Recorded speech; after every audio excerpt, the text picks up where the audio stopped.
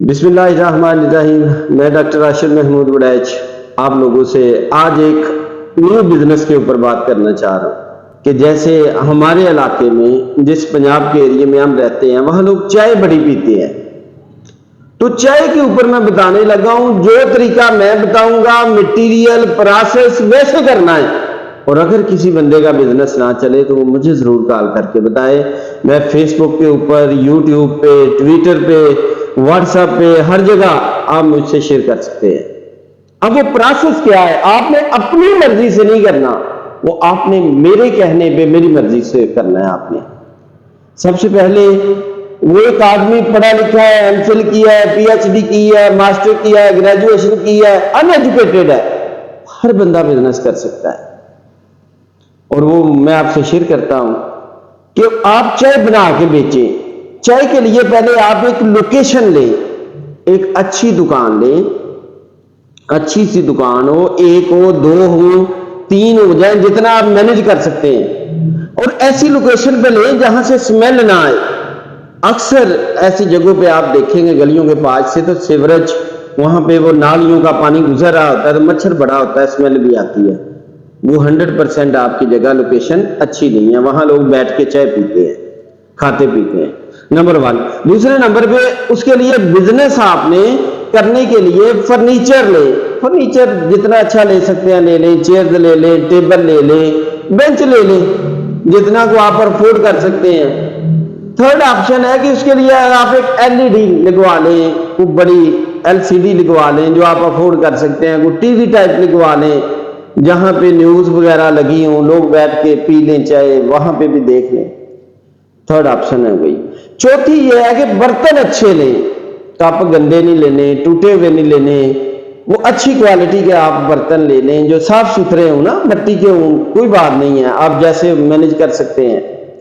फिर उसके लिए आप एक बेसन साथ लगाएं, कुछ सिंक लगा लें जहां चाय बनानी है।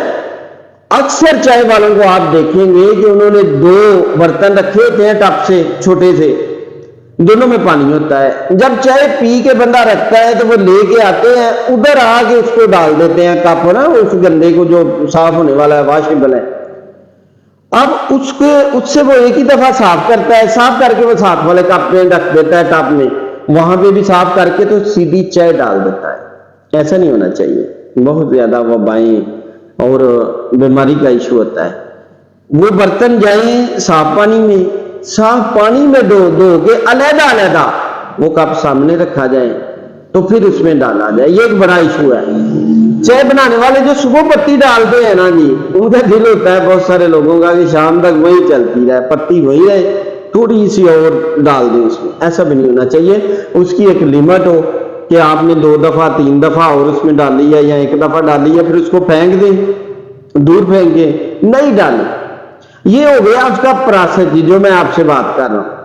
तीसरी वजह, बहुत बड़ा जो इशू है ना जी, वो ये है कि दूध अच्छी जगह से लेना है। दूध किसी धोधी से नहीं लेना, दूध लेना है किसी जिम्मेदार बंदे से जिसके जानवर है। दूध लेने गए हैं ना, तो वहां पे एक दूध भैंसों को चारा डालते हैं सैलेज की शक्ल में, उसकी चाय नहीं पीने वाली होती जी, याद रखें, उसका कोई जायका ही नहीं होता।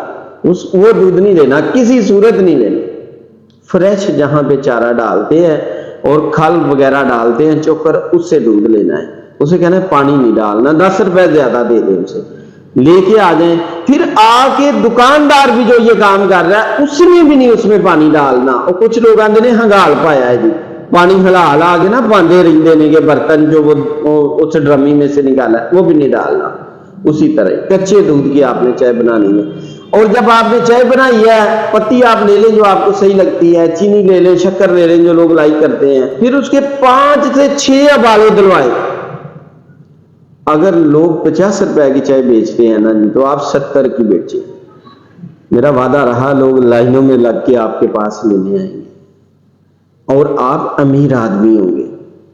वजह क्या हुई कि आपने दूध अच्छा लिया, दूसरे नंबर बर्तन साफ रखे, जगह बैठने वाली सही सिलेक्ट की। मैं कहता हूं कि टाइम हम करीब आएगा कि आप एक दिन में 500 की चाय बेचेंगे।